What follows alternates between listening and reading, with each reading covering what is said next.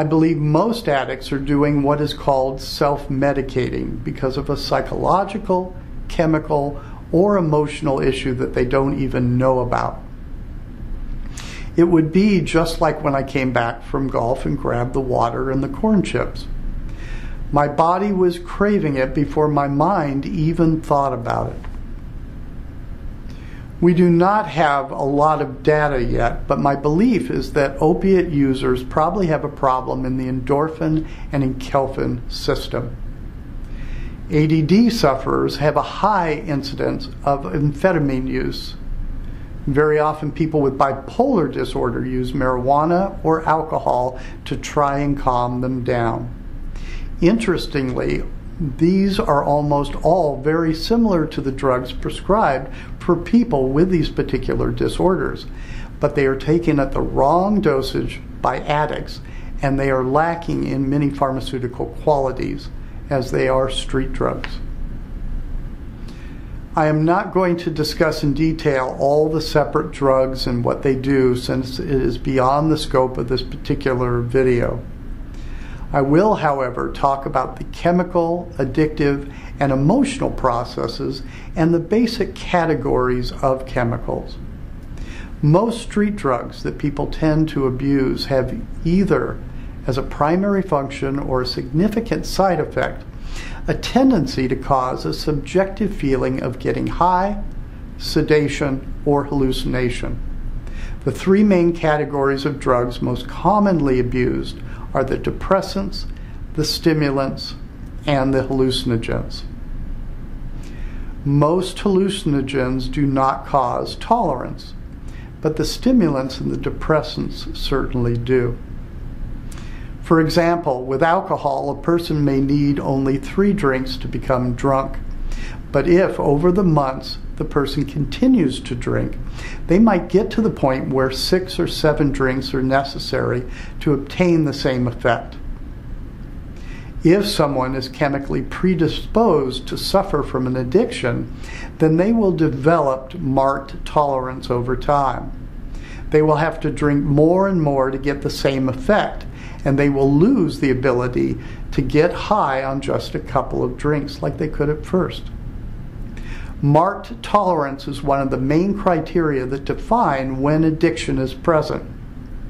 Tolerance develops as a person's body adjusts so they can drink or use drugs more and more. The drug abuser begins to feel more normal when they use the drug than without. Eventually, because this abuse causes tremendous physical harm to the body, there will be so much damage that the person will develop what's called inverted tolerance. This means the tolerance will reverse, and a person who would need to drink an excessively large amount in order to be drunk initially now only needs to drink a small amount to get the same feeling. This pattern occurs at the deepest stage of addiction.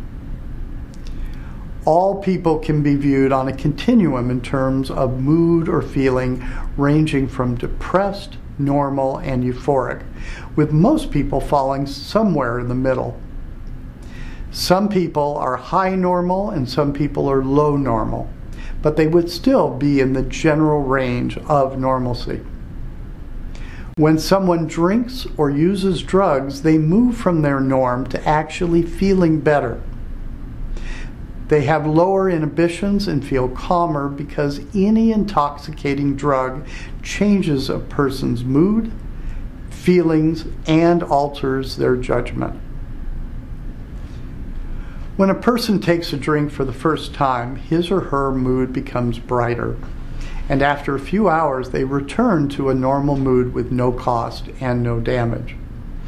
Because people are curious, they will often begin to experiment and take 2 or 3 drinks next time to see what happens, and they will discover that their mood becomes even brighter.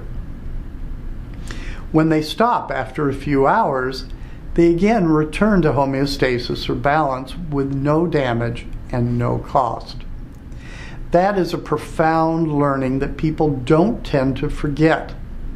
This type of drinking is called social drinking, And if someone has this drinking pattern lifelong, there really is no problem. This pattern of drinking occurs in the majority of drinkers, but for the unlucky people whose bodies are geared towards having a problem with alcohol, their body turns on them with a vengeance. The main cause of alcoholism is a liver disorder. When alcohol is introduced into the body perceives it as a poison. The liver begins to break it down by taking out 2 hydrogen atoms and turning that into acetaldehyde. Acetaldehyde is an even more noxious substance than the alcohol and is closely related to formaldehyde. It makes a person feel nauseous. Because alcoholics expunge acetaldehyde from the body at half the rate of non-alcoholics, the alcoholic is more apt to have cravings and therefore to become addicted. There are other reasons why people become alcoholic that are not yet fully understood, but this is an important component. There is a biological component to alcoholism, and my belief is that most drug users have a similar physiological disorder.